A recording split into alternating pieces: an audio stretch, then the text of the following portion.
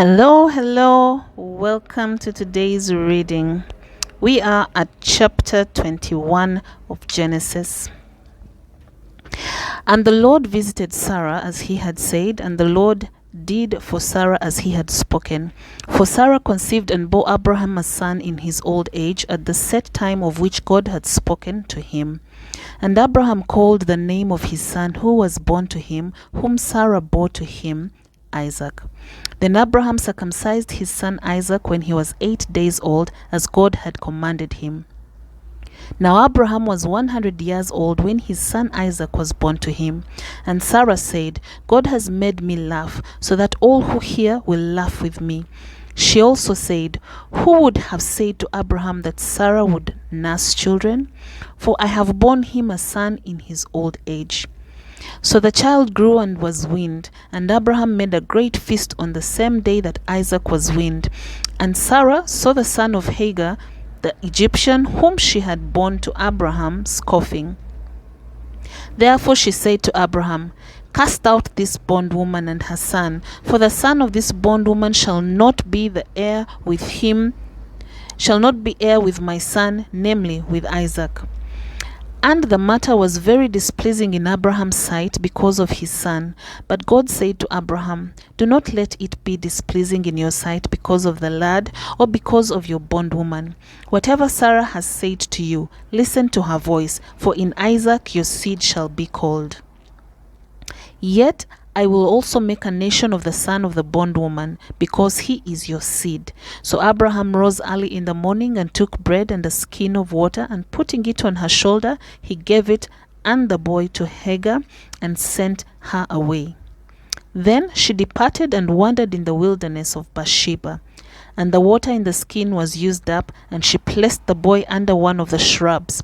Then she went and sat down across from him at a distance of about a bow shot. For she said to herself, let me not see the death of the boy. So she sat opposite him and lifted her voice and wept, and God heard the voice of the lad. Then the angel of God called to Hagar out of heaven and said to her, what ails you, Hagar? Fear not, for God has heard the voice of the lad where he is. Arise, lift up the lad and hold him with your hand, for I will make him a great nation. And God opened her eyes, and she saw a well of water. Then she went and filled the skin with water and gave the lad a drink. So God was with the lad, and he grew and dwelt in the wilderness and became an archer. He dwelt in the wilderness of Paran, and his mother took a wife for him from the land of Egypt.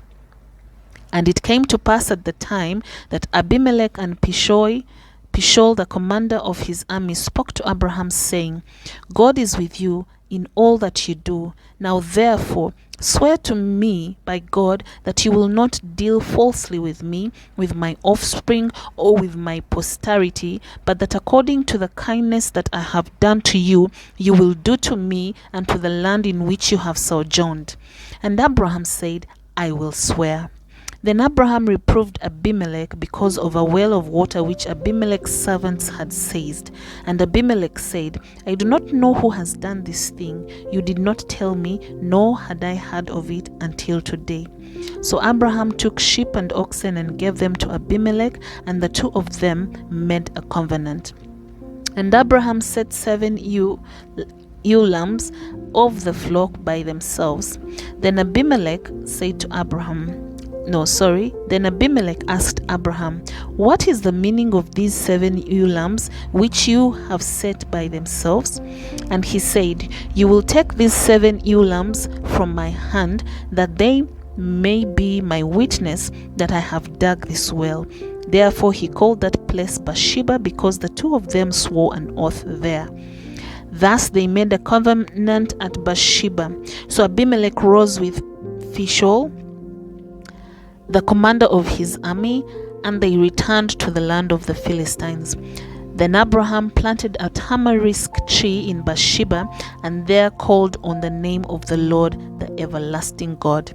And Abraham sojourned in the land of the Philistines many days. Chapter 22. Now it came to pass after these things that God tested Abraham and said to him, Abraham. And he said, Here I am. And he said, Take now your son, your only son Isaac, whom you love, and go to the land of Moriah, and offer him there as a burnt offering on one of the mountains of which I shall tell you." So Abraham rose early in the morning and saddled his donkey, and took 2 of his young men with him, and Isaac his son, and he split the wood for the burnt offering, and arose and went to the place of which God had told him. Then on the 3rd day Abram lifted his eyes and saw the place afar off. And Abraham said to his young men, "Stay here with the donkey, the lad and I will go yonder and worship, and we will come back to you." So Abraham took the wood of the burnt offering and laid it on Isaac his son, and he took the fire in his hand and the knife, and the 2 of them went together. But Isaac spoke to Abraham his father and said, "My father." And he said, "Here I am, my son." And he said, "Look, the fire and the wood, but where is the lamb for a burnt offering?"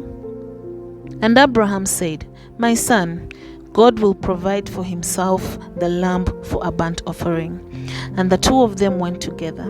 Then they came to the place of which God had told him, and Abraham built an altar there and placed the wood in order, and he bound Isaac his son and laid him on the altar upon the wood.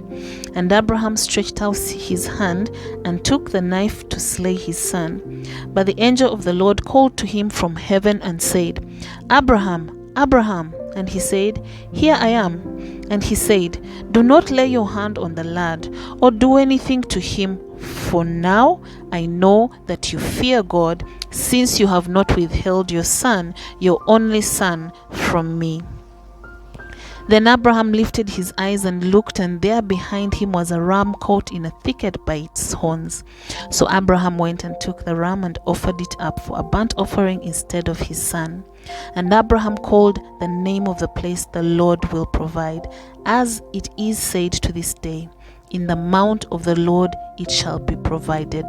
Then the angel of the Lord called to Abraham a second time out of heaven and said, "By myself I have sworn, says the Lord, because you have done this thing and have not withheld your son, your only son. In blessing you I will bless you, and in multiplying I will multiply your descendants as the stars of the heaven and as the sand which is on the seashore, and your descendants shall possess the gate of their enemies.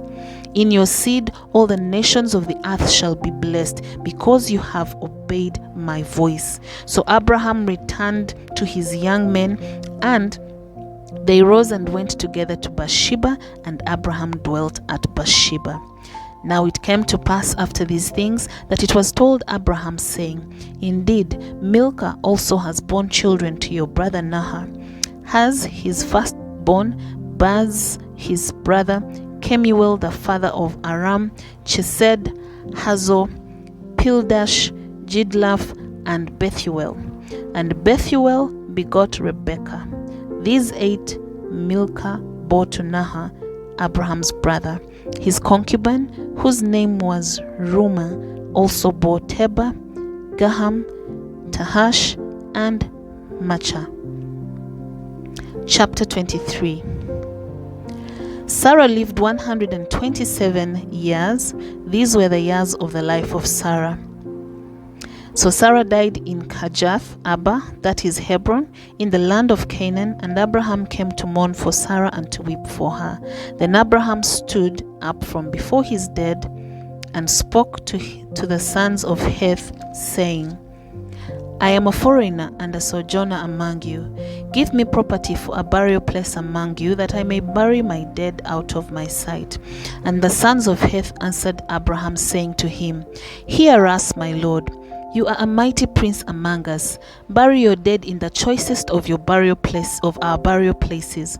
None of us will withhold from you his burial place, that you may bury your dead."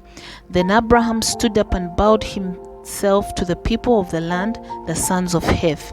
And he spoke with them, saying, "If it is your wish that I bury my dead out of my sight, hear me, and meet with Ephron the son of Zohar for me, that he may give me the cave of Machpelah, which he has, which is at the end of his field. Let him give it to me at the full price, as property for a burial place among you." Now Ephron dwelt among the sons of Heth, and Ephron the Hittite answered Abraham in the presence of the sons of Heth, all who entered at the gate of his city, saying, No, my lord, hear me. I give you the field and the cave that is in it. I give it to you in the presence of the sons of my people. I give it to you. Bury your dead. Then Abraham bowed himself down before the people of the land, and he spoke to Ephron in the hearing of the people of the land, saying, If you will give it, please hear me. I will give you money for the field. Take it from me, and I will bury my dead there. And Ephron answered Abraham, saying to him, My lord, listen to me. The land is worth 400 shekels of silver. What is that between you and me? So bury your dead. And Abraham listened to Ephron, and Abraham weighed out the silver for Ephron, which he had named in the hearing of the sons of Heth, 400 shekels of silver in the currency of the merchants. So the field of Ephron, which was in Machpelah, which was before Mamre, the field and the cave which was in it, and all the trees that were in the field, which were within all the surrounding borders, were legally transferred to Abraham as a possession in the presence of the sons of Heth before all who went in at the gate of his city. And after this, Abraham buried Sarah his wife in the cave of the field of Machpelah before Mamre, that is Hebron, in the land of Canaan. So the field and the cave that is in it were legally transferred to Abraham by the sons of Heth as property for a burial place.